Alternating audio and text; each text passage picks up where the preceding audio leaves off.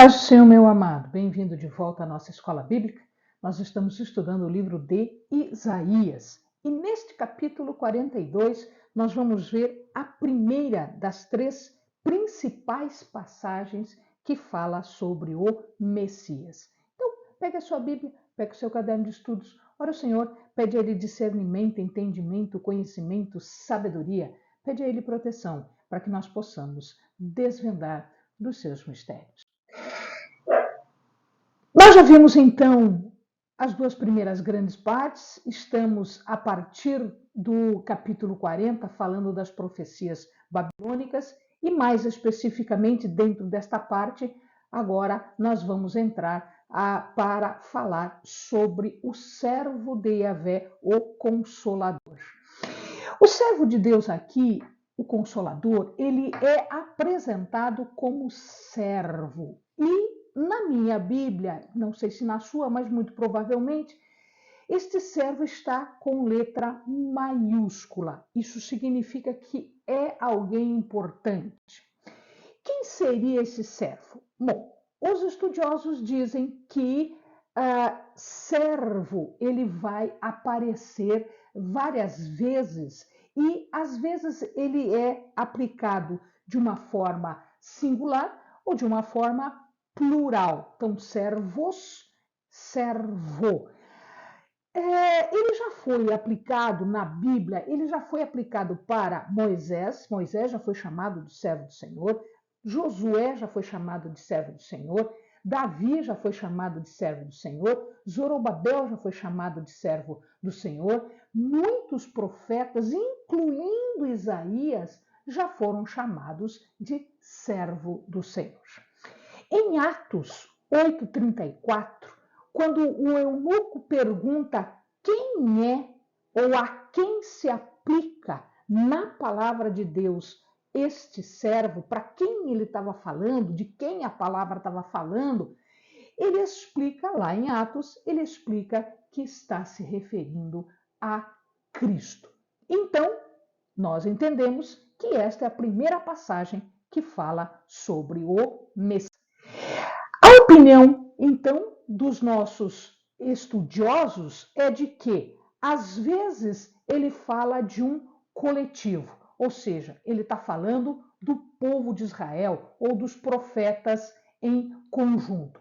Mas isso pode ser aplicado em outras passagens da Bíblia, como nós vimos agora há pouquinho. Tá? Mas neste ponto do livro, ele está sendo aplicado para o servo do Senhor como Messias, como o Cristo. Em 49:3, nós vamos ver de novo a segunda passagem, né, que fala sobre servo. 49, ele começa a falar de servo, mas ele fala de um servo, o verdadeiro Israel. Ou seja, aquele Israel que tem fundamento, né, em tudo aquilo que é dito de Israel como servo do Senhor, né? Como aquele que a quem é apresentada a graça, a quem é concedida a graça, em quem é concentrada nele a tarefa qual é chamado de Israel, como servo do Senhor. Então, neste ponto, nós temos aqui uma aplicação para o conjunto, para Israel como nação. O verdadeiro Israel, não o Israel pecador, mas o Israel de quem se esperava um comportamento diferente, uma devoção a Deus diferente. Né? Numa terceira indicação, pode ser a uma pessoa, a característica aplicável àquela pessoa. Ele seria um profeta, um rei e um sacerdote, ou seja, uma pessoa especial. Em outras palavras, neste ponto, em 42, no capítulo 42, o que nós estamos vendo aqui é que Isaías viu, previu, profeticamente, ele enxergou o próprio Messias, o próprio Cristo. Ele começa o capítulo falando sobre o amor do Senhor. Então ele diz assim, ó: aqui está o meu servo a quem sustenho, ou seja, a quem ele põe de pé, a quem ele preserva de tropeços e de quedas. E olha lá, o meu eleito em quem se compraz a minha alma. Significa dizer que se a alma do Senhor está se comprazendo, está tendo prazer, está tendo deleite, está tendo gosto de ter aquela pessoa, significa que ele o ama de coração, de todo o coração, profundamente. Tá? Nele vai ser colocado o Espírito, que é o que diz já na sequência, né? Porém, o meu Espírito sobre ele, e justiça produzirá entre as nações. Então, nele será colocado um Espírito, e esta colocação do Espírito faz referência a um ofício profético, ou seja, ele será também um profeta. Olha lá, logo em seguida ele fala sobre justiça e ele promulgará o direito, que significa dizer que ele vai fazer, ensinar e incentivar aquilo que é reto, a lei, os mandamentos que foram revelados pela Torá, desde o início de quando o Senhor separa o povo. E isso será feito para os gentios. Agora, olha que coisa interessante. A colocação aqui, ó, por meu espírito sobre ele, justiça produzirá entre as nações. Significa dizer que não é só para o povo de Judá. Entre as nações quer dizer para os gentios. E uma coisa interessante desta colocação aqui é que ele não vai ser como os escribas da época. Promulgar o direito não quer dizer apenas explicar o direito, é também realizar o direito e é também declarar o direito. Ora, se ele está declarando o direito, então ele tem aqui também uma função muito parecida com a função de Moisés. Por isso que muitas pessoas dizem que o Senhor, o Messias, ele seria um segundo Moisés. Ele é uma luz, luz aqui no sentido de levar o ensinamento, levar a palavra, esclarecer, promulgar, dar orientação, fazer justiça para as nações. Ou, em outras palavras, ou seja, ele vai ser um mediador entre o Senhor e as nações. E isso tudo nós estamos tirando da expressão hebraica promulgar o direito entre as nações. Tá? Uma outra questão que se coloca, ele na sequência, não clamará, não se exaltará, nem fará ouvir a sua voz na praça. O que quer dizer isso? Significa dizer que ele não vai fazer como os outros profetas faziam. Os outros profetas chegavam na praça, em lugares públicos, e declaravam em alta voz as coisas do Senhor, as coisas de Deus. Ele não vai fazer isso no meio do burburinho, ele não vai fazer isso no meio do agito, no meio da confusão de uma praça pública. Ele não vai fazer isso. Ele vai fazer isso de maneira silenciosa, de maneira séria, de maneira quase pessoal, movida pelo Espírito do Senhor.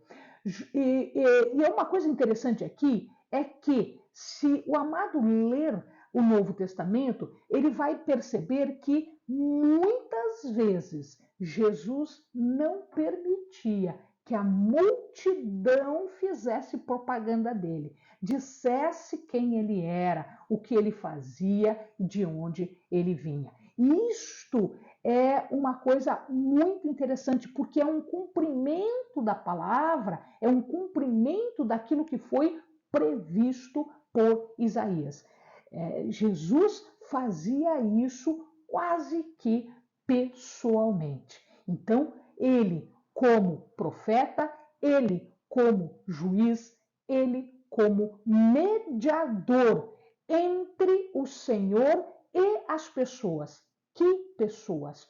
Todas as pessoas, não só os judeus, mas de todas as nações. E aí nós, eu, você e todos aqueles que não são judeus vão estar inseridos aqui nesta promessa. Por isso que nós podemos receber e podemos declarar Jesus como nosso mediador, nosso salvador, a luz para os nossos pés. Ele vai tratar os pobres com ternura. O que significa dizer isso? Se nós formos ler na sequência, está escrito assim: a cana ferida não quebrará e não apagará o pavio que fumega. Em verdade, ele trará justiça, não faltará, nem será quebrantado, até que ponha na terra a justiça. Significa isso. O que é essa cana quebrada? Cana quebrada são pessoas fracas, são pessoas frágeis, são aquelas pessoas que precisam de um cuidado especial, porque elas estão fragilizadas. Então, esta cana quebrada, esta cana, né, este pavio torcido que ele fala aqui, essa torcida que fumega, quer dizer que é um pavio que emite uma luz muito fraquinha, muito bruxuleante, sabe aquela luz fraquinha que dá a impressão de que daqui a pouco vai apagar. O que é isso? Significa dizer que estas pessoas, elas estão passando dificuldades, elas estão quase mortas. Então, ele vai tratar essas pessoas que são fracas, essas pessoas que estão quase mortas, com ternura. Ele não vai apagar isso, não será quebrantado, ele não vai fazer, não apagará o pavio que fumega, né? É isso. Significa dizer que ele também não vai turvar-se.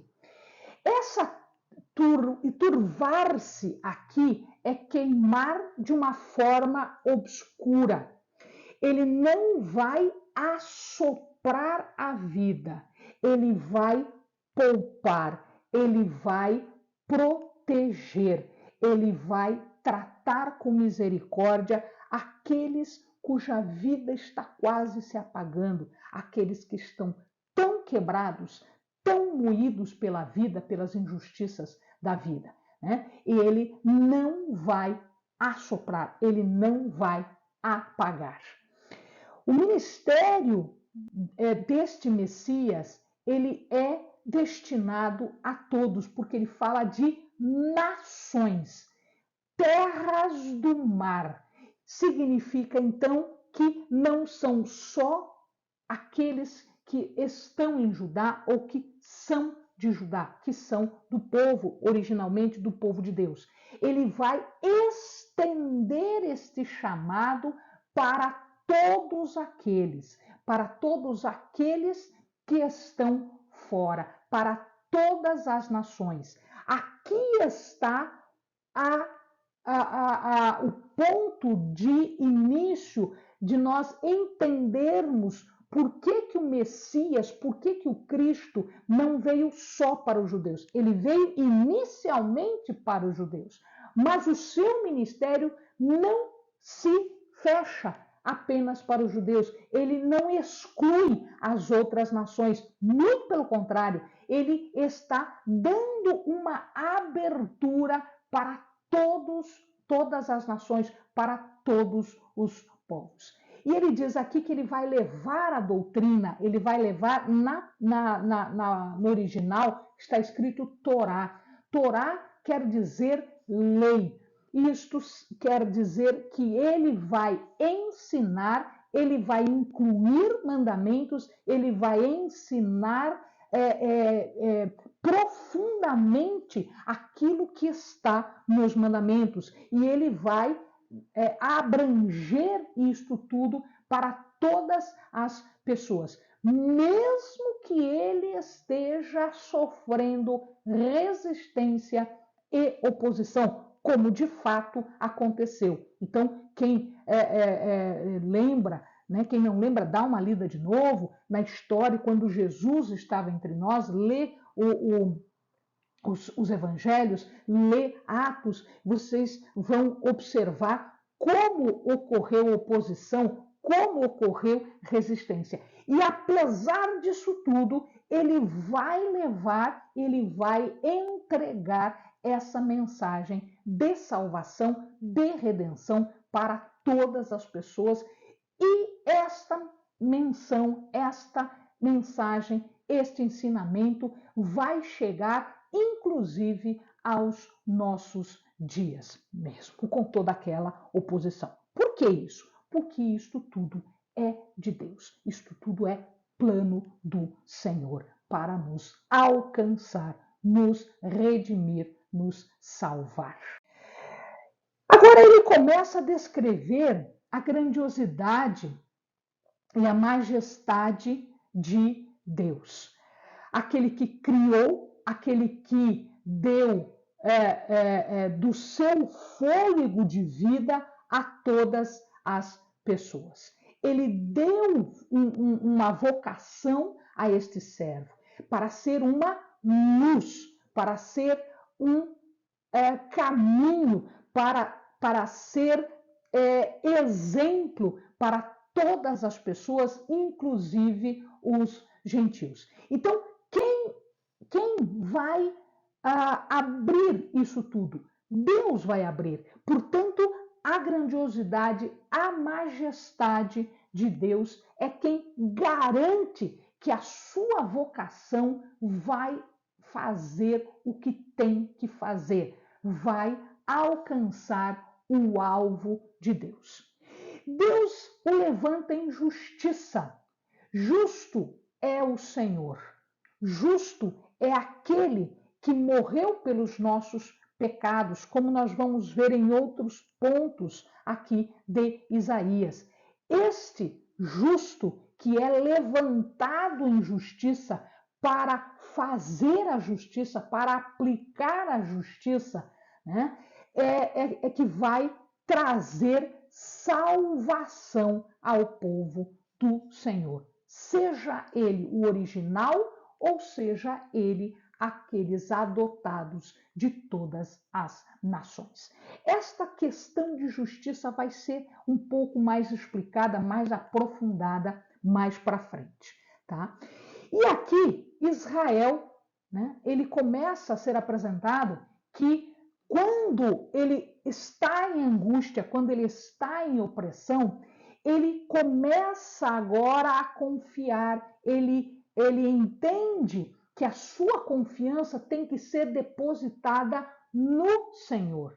E é este Senhor, este Messias, este Salvador, que será mandado em juízo para duas coisas que nós já vimos em outras partes. Quando o Senhor faz juízo, quando o Senhor realiza juízo, por uma parte, ele vinga o povo de Deus, ele aplica o julgamento para os opressores, para os ímpios, para os pecadores, mas, por outro lado, ele traz salvação, redenção para os que são do Senhor, né? Isto está fundamentado agora em que o Senhor é o rei de Israel. Como assim ele agora ele é apresentado como rei? Ele já foi apresentado como profeta, ele já foi apresentado como mediador, e aqui ele está sendo apresentado como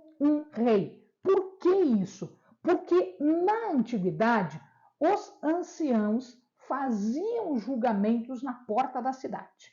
Quando havia qualquer problema, qualquer dúvida quanto ao julgamento que era feito lá, era o rei quem dava a palavra final. Portanto, este Messias, ele vem como um rei, na função de juiz. Portanto, ele faz o direito, ele ensina o direito e ele aplica o direito no sentido de julgamento. Um rei justo, com esperança para os necessitados e para os oprimidos, e trazendo justiça para os opressores e libertação para os necessitados e oprimidos. Mas por que isso? Não por causa de Israel, não, mas por causa do pacto, da palavra que Deus deu para o seu povo, para a honra, glória, dignidade de Deus, porque o povo não é justo, o povo não é digno, mas por respeito, honra ao pacto, o Senhor vai fazer isso. A justiça de Deus, portanto, é o atributo em cujo termo, ou seja, daquele jeito, é a justiça de Deus que vai ser levada como parâmetro, como padrão pelo qual Deus vai redimir Israel. E ele satisfaz aquilo que foi estabelecido no pacto. Então, o pacto que ele fez com o povo agora vai ser relembrado e a justiça vai ser estabelecida. E esta justiça, ela vai ser estabelecida exatamente porque eu tenho os opressores, os pecadores, os ímpios de um lado, que serão julgados, e aqueles que são o povo de Deus, que são obedientes, que são sensíveis à voz do Senhor, estes é que serão salvos. Então, tudo ele vai apontar para o servo do Senhor. O servo do Senhor passa a ser o núcleo, passa a ser o indicador, o padrão, passa a ser o exemplo, o representante de tudo aquilo que foi feito em aliança com Israel. Então, ele passa a ser aquele que é o exemplo máximo de aliança com o Senhor. E quando isso é feito, aplicando-se justiça, reconecta-se o povo com o Senhor. Ocorre uma ligação, restabelece a ligação e, portanto, nós temos aqui paz. Se nós olharmos Miqueias 5:5, nós vamos ver o seguinte lá, Miqueias 5:5. E ele será a nossa paz. Significa, então, que o Senhor, este servo, é ele que vai trazer a justiça e ele vai trazer a paz, porque ele executa o juízo do pacto. E isso também é explicado em Efésios 2:14. Efésios 2:14 diz assim: pois ele é a nossa paz, o qual de ambos os povos fez um e destruiu a parede de separação, a barreira de inimizade que estava no meio, desfazendo na sua carne. Portanto, aqui está o cumprimento da promessa, o cumprimento desta aliança que foi prevista lá e é realizada aqui. Então, a luz, né, logo em seguida, que é mencionada, é uma metáfora de salvação, ou seja, essa luz significa a salvação. Por que essa luz significa a salvação? Porque ela significa iluminação espiritual, que vem do direito, que vem dos mandamentos, que vem da Torá. Ele é ungido para fazer com que os cegos vejam.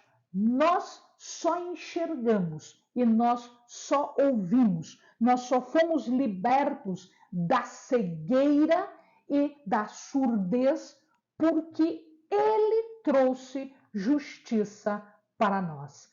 Esta cegueira, esta falta de visão pode também significar a dureza do exílio. Então, é ele que nos faz ver, ou, em outras palavras, é ele que nos faz sermos libertos do exílio do pecado, do exílio do mundo. Amém, amados? Bons estudos.